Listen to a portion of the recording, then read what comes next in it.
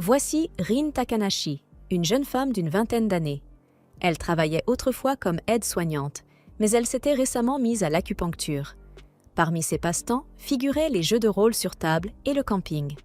Plus précisément, elle aimait le camping en solitaire, où elle pouvait attraper, cuisiner et manger sa propre nourriture. Elle adorait cela depuis son enfance. Partir ainsi en pleine nature et s'installer avec une canne à pêche était ce qui la rendait le plus heureuse. Elle sent soudain quelque chose tirer sur sa ligne et commence à remonter sa prise, mais celle-ci est bien plus grosse qu'elle ne le pensait. En utilisant toute sa force, elle parvient à la sortir de l'eau, et sa grosse prise se révèle être un beau jeune homme. Cela dit, Rin se trouvait dans une situation plutôt délicate. Elle était dans l'un de ces mondes fantastiques. Alors qu'elle faisait griller du poisson pour son repas, la délicieuse odeur pénétra dans sa tente et réveilla l'homme qu'elle avait repêché. Pendant ce temps, Rin était aux anges en savourant son plat. La douceur, le goût riche et la touche salée se mélangeaient parfaitement sur sa langue. Chaque bouchée emplissait sa bouche de saveur tout en laissant un léger arôme dans son nez. Pour cela, elle attribua la note maximale à cette truite de lait. Elle sursauta en entendant l'estomac de l'homme gargouiller derrière elle. Elle lui offrit alors une brochette ainsi qu'une boisson pour accompagner son repas. Il fut stupéfait par le goût. La boisson éliminait la sensation grasse et salée, procurant une agréable impression de fraîcheur. Personnellement, Rin était plutôt du genre à boire du highball ou du chuhai, mais le thé d'orge se mariait également très bien avec le repas. Il rafraîchissait les papilles et donnait l'impression qu'on pouvait continuer à manger sans s'arrêter. Comme il ne restait presque plus de brochettes, elle en ajouta davantage sur le grill. Après avoir mangé, l'homme se présenta sous le nom de Vil. C'était un aventurier de la ville d'El Raj. Il la remercia de lui avoir sauvé la vie. Quant à la manière dont il s'était retrouvé dans le lac, au lieu de voyager avec son groupe, il avait accepté une quête en solitaire. Il avait baissé sa garde alors qu'il se baignait, et un monstre s'était enfui avec ses affaires. Bien qu'il ait réussi à récupérer son équipement, le monstre avait englouti toute sa nourriture. Il avait tellement faim qu'il avait fini par devenir un peu imprudent. C'est ainsi qu'il était tombé dans la rivière et avait été emporté par le courant, avant que Rin ne finisse. Cependant, Vil était un draggle, une espèce réputée pour être extrêmement robuste et avoir un immense appétit. Vil se demandait pourquoi Rin ne se méfiait pas de lui. Sauver un inconnu comme lui et lui offrir un repas alors qu'elle était sans défense lui semblait étrange. Il estimait que son instinct de survie avait besoin d'être amélioré, mais Rin lui expliqua que ses compétences ne lui signalaient aucun danger. De plus, elle trouvait que Vil avait l'air d'être une bonne personne.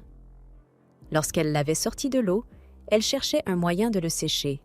Elle pensait qu'il avait utilisé un sort pour les nettoyer et les sécher tous les deux, avant de la remercier de lui avoir sauvé la vie, puis de perdre connaissance. Pour cette raison, elle était certaine que Vil n'était pas un dangereux criminel. En se rappelant qu'il avait utilisé de la magie, Rin devint extrêmement enthousiaste. Elle venait d'un autre monde et s'intéressait à absolument tout ce qui concernait la magie. Elle lui demanda s'il connaissait l'invocation de la sainte. C'était ainsi qu'elle était arrivée dans ce monde, en tant que personne qu'il pourrait qualifier d'étrangère. Vil se souvint avoir entendu une vieille légende à ce sujet lorsqu'il était enfant. Selon cette légende, une sainte invoquée depuis un autre monde purifierait la terre des monstres et la paix régnerait alors sur tout le royaume. Dans le cas de Rin, elle faisait du camping dans son monde lorsqu'elle était soudainement tombée dans un étrange trou.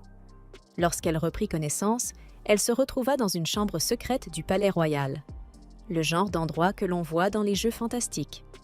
À côté d'elle se trouvait une jolie lycéenne qui avait été invoquée en même temps qu'elle. Le prince s'agenouilla immédiatement et appela la jeune fille la Sainte Bénie. Sans même jeter un seul regard à Rin, il déclara que sa compétence était inutile et qu'elle ne valait rien. Puis, un enfant vêtu d'une robe de sorcier récita une incantation, faisant briller intensément le cercle magique sous les pieds de Rin. L'instant d'après, elle avait été abandonnée ici, au lac Lyre. Après cela, elle décida de tester les compétences qui s'étaient manifestées pendant qu'elle campait seule. Et voilà où elle en était, arrachée à son foyer et bannie sans la moindre hésitation.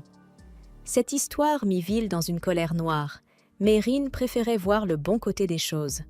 Grâce à cela, elle avait pu le rencontrer et lui sauver la vie. En observant son matériel de pêche, Will constata qu'il n'avait jamais vu de matériaux ni de techniques de fabrication semblables. Il imaginait également que Rin devait être bouleversé et que son pays natal lui manquait. L'inquiétude sincère qu'il manifestait à son égard renforça encore davantage la conviction de Rin qu'il était vraiment quelqu'un de bien. L'une des compétences qu'elle avait acquises était « survie ». Grâce à elle, Rin était capable de s'adapter aussi bien mentalement que physiquement afin de résister à n'importe quel environnement ou à n'importe quelle condition. Cette compétence lui apprenait également tout ce qu'elle ignorait sur ce monde et lui permettait de savoir lorsqu'elle était en sécurité. C'était probablement pour cette raison qu'elle restait aussi calme. Malgré la situation, Will aurait tout donné pour posséder une telle compétence. Il ne comprenait pas comment quelqu'un pouvait la considérer comme inutile. Avant que Rin ne puisse parler davantage de ses pouvoirs uniques, l'estomac de Will se mit de nouveau à gargouiller. Rin décida donc de préparer le dîner. Puisqu'elle allait cuisiner, elle ne pourrait pas garder cela secret éternellement.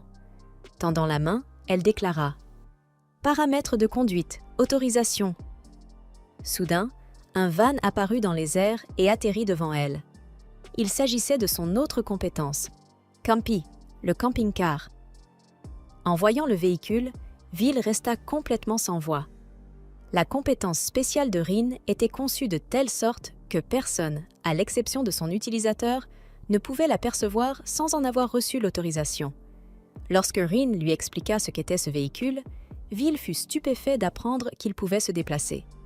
En entrant à l'intérieur, il eut l'impression de découvrir un monde totalement différent. Il dut même ressortir et se frotter les yeux pour vérifier qu'il n'était pas en train de devenir fou. Cela dit, Rin avait eu exactement la même réaction lorsqu'elle l'avait vu pour la première fois. Le véhicule semblait utiliser une sorte de magie spatiale, ce qui expliquait pourquoi l'intérieur paraissait aussi vaste. Grâce à cela, elle pouvait y stocker autant d'affaires qu'elle le souhaitait. Il y avait une cuisine et même un réfrigérateur. Ce qui était troublant, c'était que son contenu était exactement identique à celui du réfrigérateur qu'elle possédait dans son ancien monde. Malgré tout, Rin en était reconnaissante.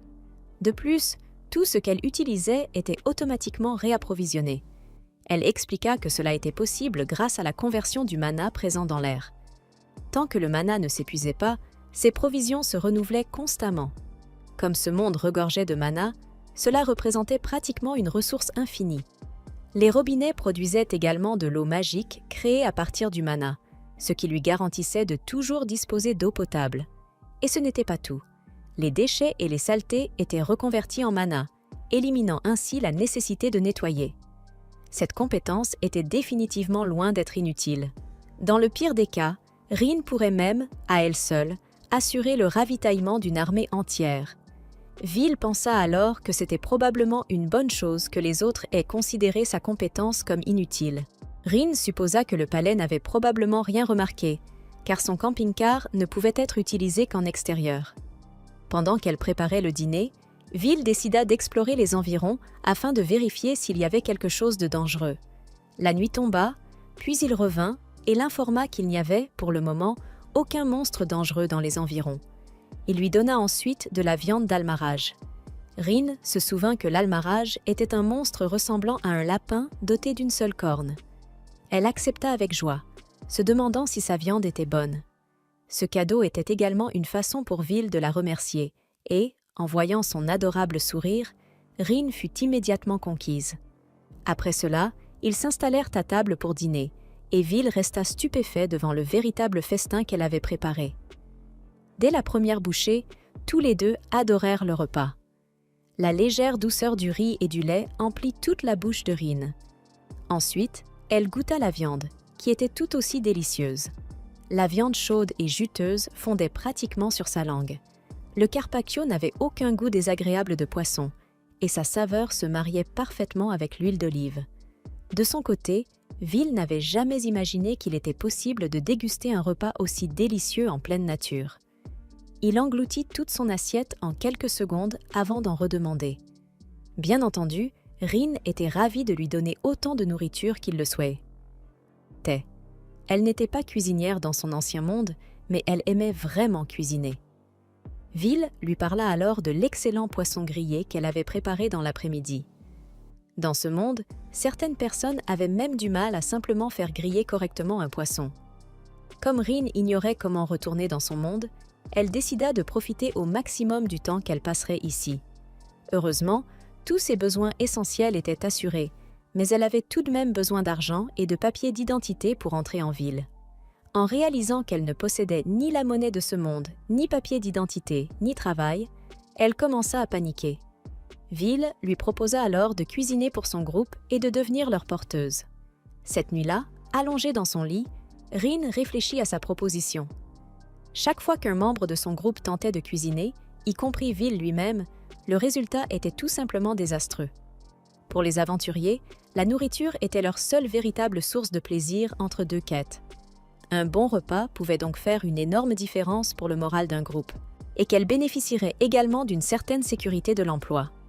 Même si ce travail comportait des dangers, il lui assura que tout le monde la protégerait et l'aiderait à subvenir à ses besoins.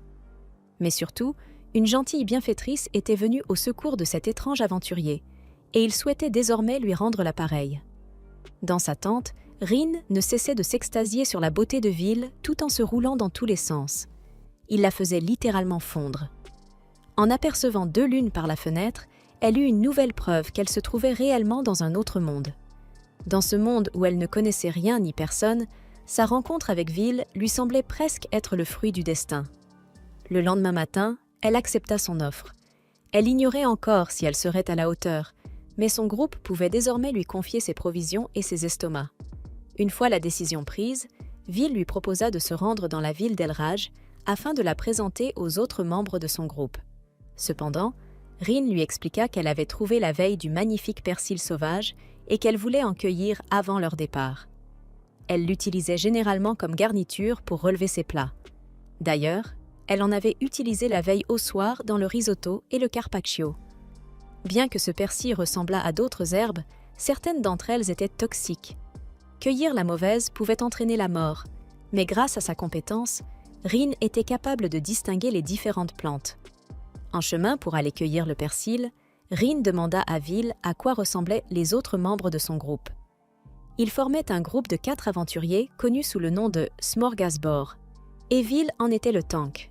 Il y avait tout d'abord Ed, un alchimiste et mage spécialisé dans la magie. Leur éclaireuse, Arya, était une arachne capable de manipuler ses toiles à volonté. Elle était également l'épouse d'Ed. Enfin, il y avait Sénon, un prêtre elfe. Débordante d'enthousiasme, Rin avait hâte de tous les rencontrer. Vil lui expliqua qu'Arya avait, tout comme lui, un énorme appétit et qu'il était donc certain qu'elle deviendrait rapidement amie. Il précisa également que Sénon était un homme. En tant que passionné de jeux de rôle sur table, Rin avait toujours trouvé les elfes particulièrement fascinants. Soudain, sa compétence de survie s'activa lorsqu'elle aperçut des fruits comestibles. Elle se précipita aussitôt pour les cueillir. C'est alors qu'un avertissement apparut et que de gigantesques oiseaux connus sous le nom de Phantom Fowls surgirent. Sa compétence étant incapable de la protéger, Rin était sur le point de connaître une fin tragique. Mais Vil la sauva et dégaina son épée. D'un seul coup, se retrouvant si près du visage de Vil, Rin se mit à rougir. Elle sauta hors de ses bras et s'excusa d'avoir agi de manière aussi imprudente. Avec un sourire rassurant, Vil lui dit de ne pas s'en faire. Désormais, les autres membres de son groupe seraient là pour la protéger. Son sourire éclatant l'éblouit tellement qu'elle faillit perdre son sang-froid. Vil aperçut ensuite quelques ressources laissées par les monstres.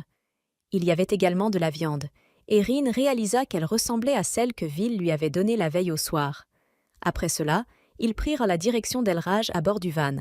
À ce rythme, Vil était certain qu'il ne leur faudrait pas plus de 3 heures pour y arriver.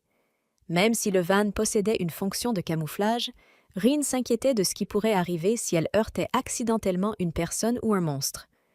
À mesure qu'ils se rapprocheraient de la ville, ils risquaient de croiser davantage d'aventuriers et de marchands. Vil proposa alors de passer par les montagnes. Même si la route était difficile, ils atteindraient probablement Elraj beaucoup plus rapidement. Dès qu'ils empruntèrent le chemin montagneux, la compétence de survie de Rin commença à l'avertir d'un danger. Un ours de feu apparut alors devant eux. Cependant, les monstres de cette espèce n'étaient pas censés se trouver dans cette région.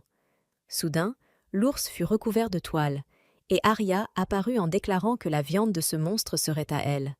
Mais les flammes de l'ours brûlèrent facilement les toiles. C'est alors qu'Ed apparut à son tour, furieux contre le monstre pour avoir blessé sa chère Arya. Enfin, Sénon fit également son apparition. Vil descendit alors du van afin de rejoindre les membres de son groupe